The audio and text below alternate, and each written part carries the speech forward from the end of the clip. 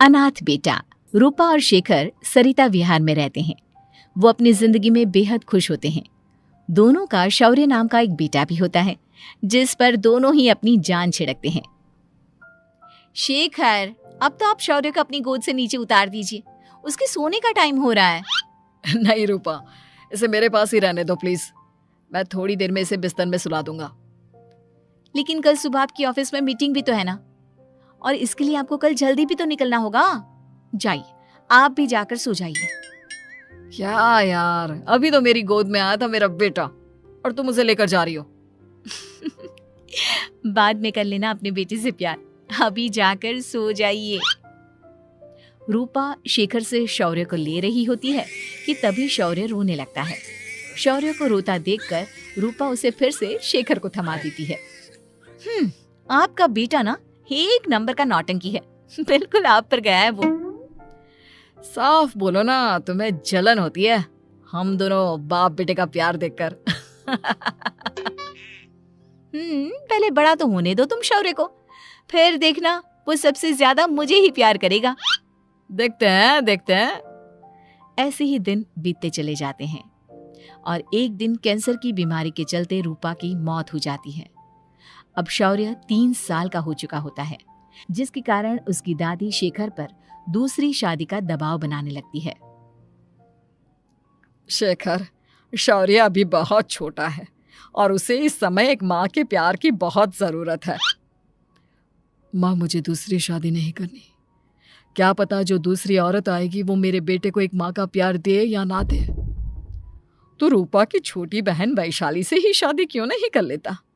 वो तो शौर्य को एक माँ का प्यार पूरा दे सकती है ना। मैंने कहा ना माँ, मुझे दूसरी शादी नहीं करनी, और अपनी ही पत्नी की बहन से तो हरगिज नहीं। ऊपर से अगर रूपा देख रही होगी तो वो क्या सोचेगी? अपने लिए ना सही, लेकिन तुझे शौर्य के लिए तो शादी करनी ही पड़ेगी ना बेटा।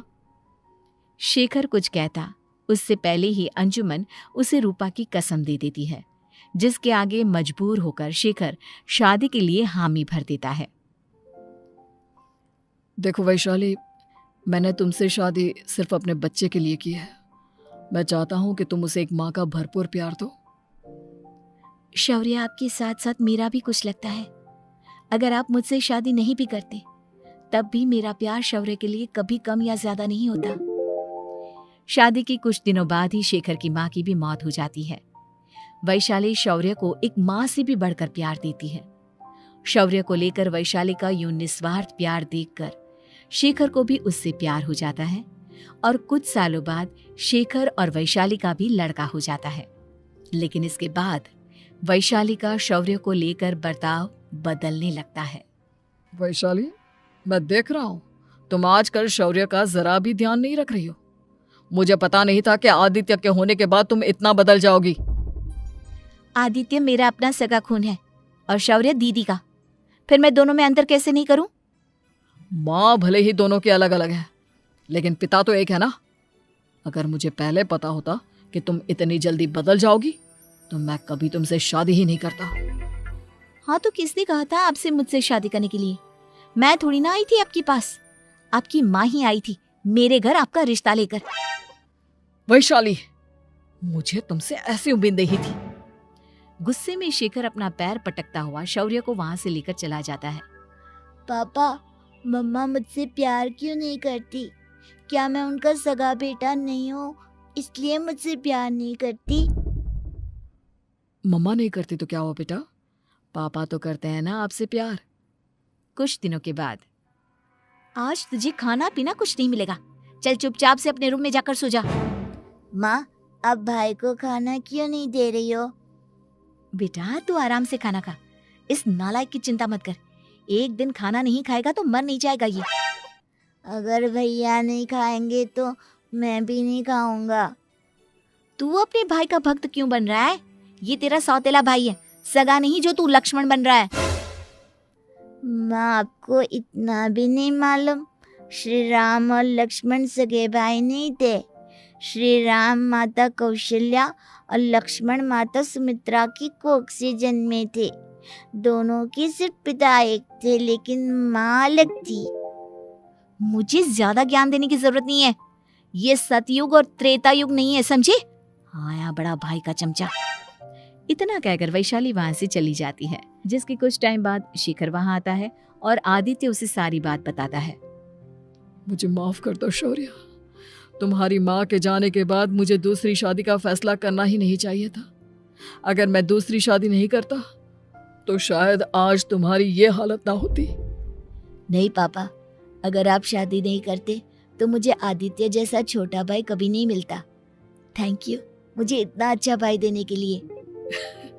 तुम दोनों हमेशा ऐसे ही साथ रहना, फिर कोई भी तुम दोनों का कुछ नहीं बिगाड़ पाएगा। चलो मैं तुम दोनों को आइसक्रीम खिला कर लाता हूँ, बहुत भूख लग रही है ना। शिखर शौर्य और आदित्य को आइसक्रीम दिलाने लेकर जाता है। वो दोनों को पार्क में खड़ा करके आइसक्रीम लेने जा ही रहा होता है, तभी तेज रफ्तार से आती हुई एक गाड़ी उसे कुचल देती है और उसी पल शेखर की मौत हो जाती है, जिसके बाद शौर्य की जिंदगी नर्क से भी बदतर हो जाती है। सुन रे चिरकुट, इस घर के किसी भी सामान को मेरी मर्जी के बगैर हाथ मत लगाना। इन सब पर अब तेरा कोई हक नहीं है, समझा? ठीक है माँ, मैं आपकी इजाजत के बगैर किसी चीज को हाथ नहीं लगाऊंगा। चल जाकर अब पूरे घर की सफाई कर। महज 7 साल का शौर्य वैशाली के कहने पर अपने नन्हे नन्हे हाथों से पूरे घर की सफाई करने लगता है।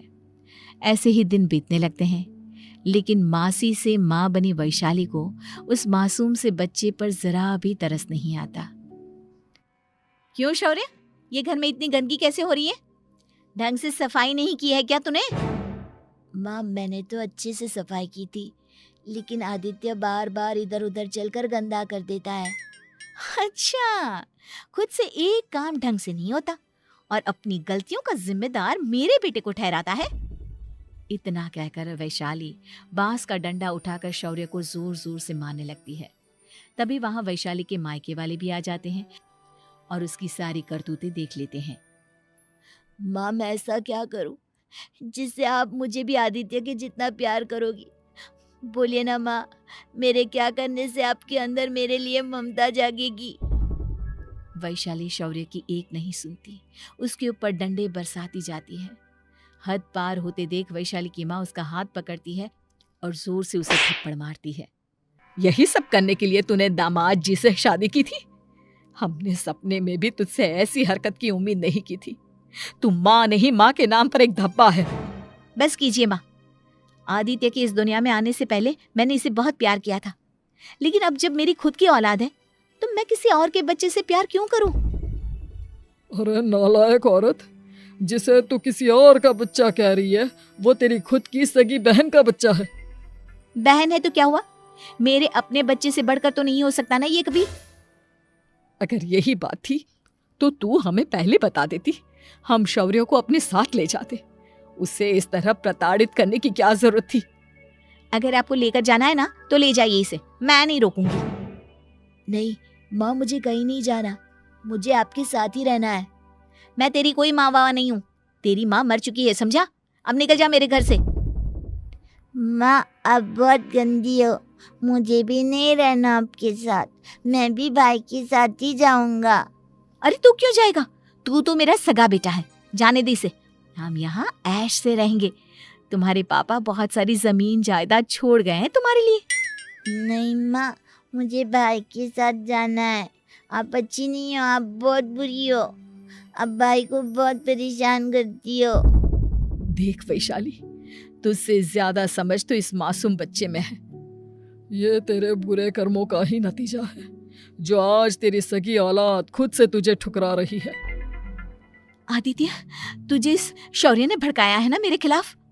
नहीं माँ, मुझे किसी ने भड़काया नहीं, पर मैं सब देखता हूँ, सब समझता हूँ। भाई बहुत अच्छा है, वो आपकी जैसा नहीं है। चलिए नानी। इतना कहकर वैशाली के मायके वाले आदित्य और शौर्य को अपने साथ ले जाते हैं और इस तरह वैशाली बड़े से घर में अकेली पड़ जाती है। 2 बेटों के होते हुए भी आज उसे माँ कहकर बुलाने वाला कोई नहीं होता।